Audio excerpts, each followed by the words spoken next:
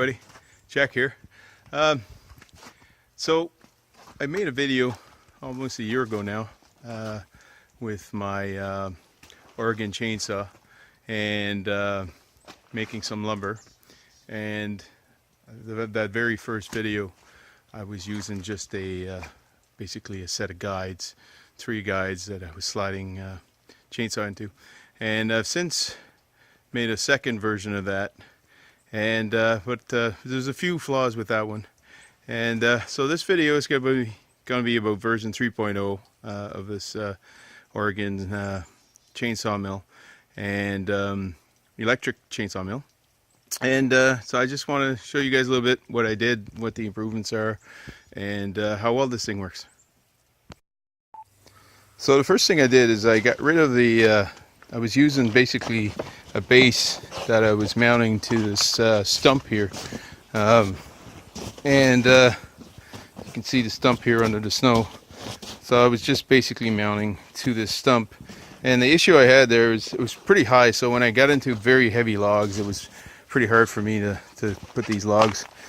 Right now I'm cutting up these, this is spalted yellow birch, and I just had these logs here. You've probably seen them in the background in a few of my videos. There was 3 of them there, and then I got this ash log over here, but there's 2 more of these yellow birch logs. They've just been laying on the ground here for about 2 years, I guess, 2.5 years maybe. So you can see what I did here is I made up a new base, and it's just it's all made out of 2x6s.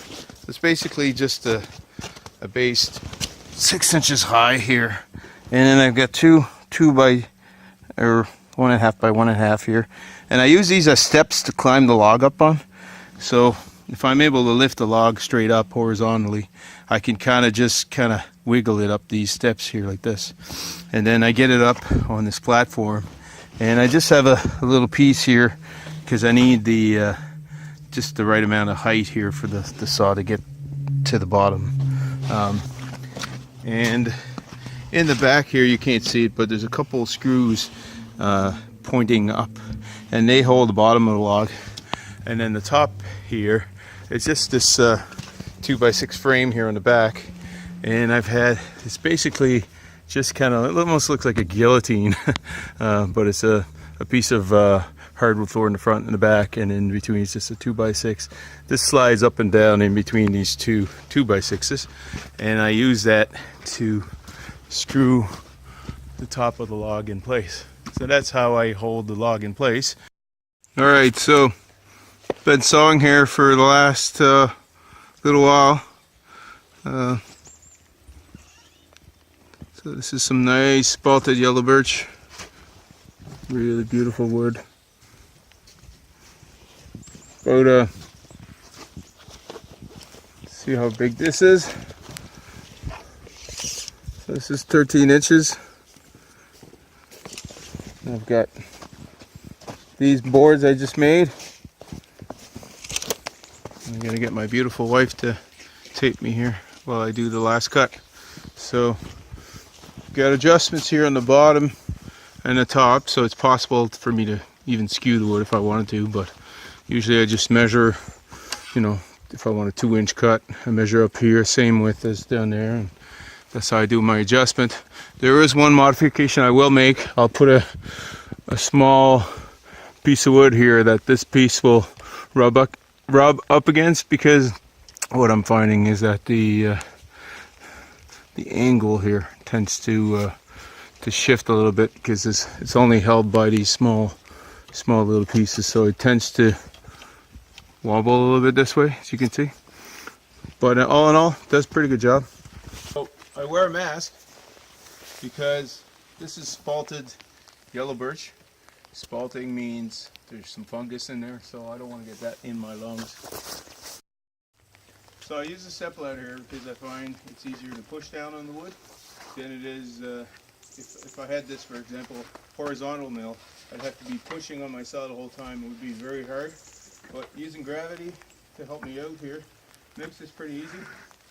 And so I've got here, it's going to be about a 2-inch cut.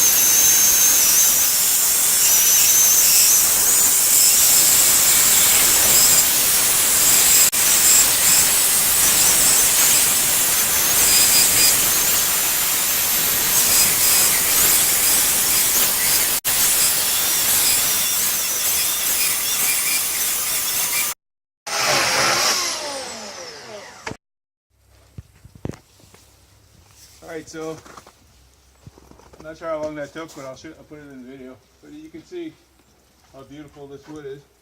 And so I was pushing the saw really hard. One upgrade I did is I put a 12 gauge extension cord on it, and it's for 50 foot I think, rather than the long 16 gauge I had. So that gives me a little bit more power to the saw, but you still get up tripping it out if you're pushing it like I was. This is a really nice piece of yellow birch, 13 inch, some places 12 inch. That's average, probably 12 and a half inch. And it's fairly straight. But as I was cutting, I noticed that my top adjustment here got loose, so you can see it's a little thicker on one end and thinner on the other end. So, but I'll just fix that up with the planer.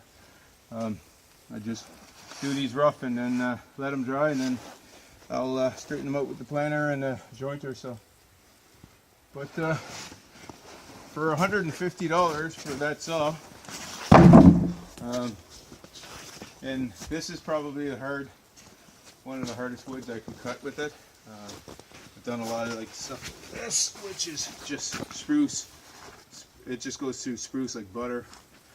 But this yellow birch is pretty hard to cut. So there you have it, version 3.0. The only change I would make is I would try to stabilize this part at the top here more, so that it doesn't wobble with the saw as I'm going down into the wood.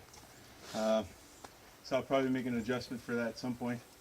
But it's much better, much easier to get the logs up onto it with this these two climbing steps here.